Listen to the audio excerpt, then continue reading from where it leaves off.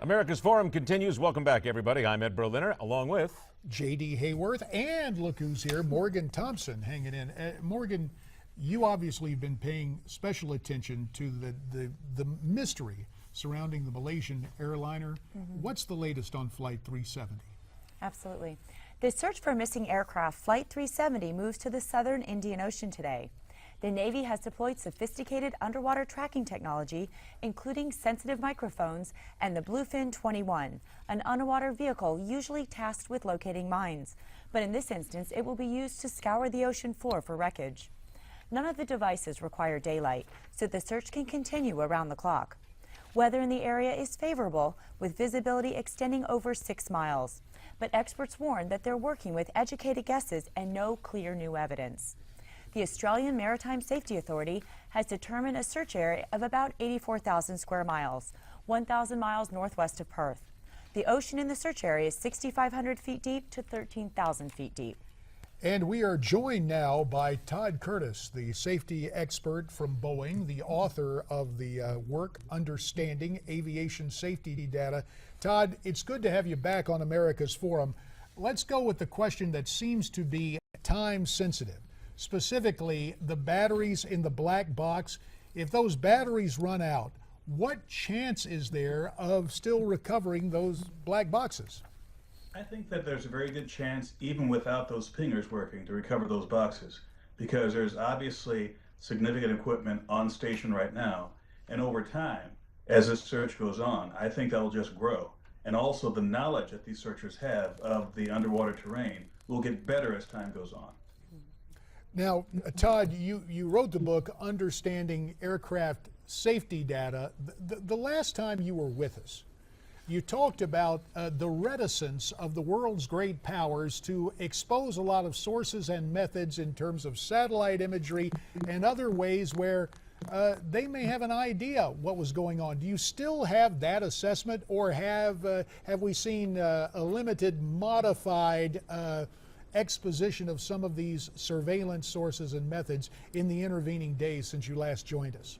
There has been a modification of that approach, because obviously the British have put on station one of their nuclear submarines, which of course is primarily a military platform. So there are some very high value underwater assets and surface assets, or even space and aircraft assets that could be brought to bear in this situation. Now, the most obvious one obviously is that British submarine, but there's a whole host of other technologies that are more military in nature or intelligence gathering in nature that could be used in this effort. Now, that British submarine is towing the pinger locator. Is that correct? That's, to my knowledge, it is, yes. And I believe that's the first time that's ever been used. Is that true? That I'm not sure of, because again, this is a primarily military system, and they're not in the business of advertising their past successes. So obviously in this case, they have to be a bit more open about what they're doing currently, but not so open about what may have been done in the past. Todd. Here's a simple question, I guess, from somebody who actually got his FCC technician's license 700 years ago, and of course it's no longer good, nobody needs one anymore, but it becomes an electronics question. We have black boxes, we have 30 days worth of battery power. This is the year 2014. We can look at the galaxy at this point, wherever we want. We seem to be able to do so much. Why can't, and I've had people ask me this, create some sort of a system that lasts longer than 30 days, where the actual sounding mechanism is stronger to where it will give us a better chance of finding lost aircraft? Is it an expense issue, or what is it? Well, it's several issues. Expense is probably the least important one. One of the biggest issues is there a reason based on the past that would justify doing changes to the system? Now, I understand that there are some pinger battery systems that will last 90 days, and they're required for certain routes, but not necessarily for all civil aviation. Here's a situation where 5 years ago in 2009, the Air France aircraft was lost underwater for several months before they found it. And we have this situation now where presumably the aircraft is on the bottom of the ocean, where if the pingers could be operational, or at least more resilient, for much longer time, 60 days, 90 days, etc., it might make it much easier to find the aircraft. Here's a very easy case to say, here are two actual cases where the cost of the search might have been greatly reduced, and possibly lives in the future could be saved by having a quicker, more efficient accident investigation. So I think if this is something put forth by the FAA, the European authorities, it might actually go through fairly quickly. Well, let's talk about then the satellite issue here, because we have had airplanes used as weapons against buildings here in America. We certainly know that those plans are continuing in some minds in terrorist camps. So we had a satellite handshake with this plane at certain locations through the Indian Ocean. Why is there not better satellite location of these aircraft? Because once they're up at 35,000, 40,000 feet, it would seem to me pretty easy to task certain satellites to be able to keep control of aircraft, yes? Well, the air traffic control system that's in place today is a legacy of generations, really, of air travel over ocean distances and remote areas of land. And although we have a technical capability of keeping aircraft tracked constantly by satellite and other means, the system that has been in place so far has been very effective.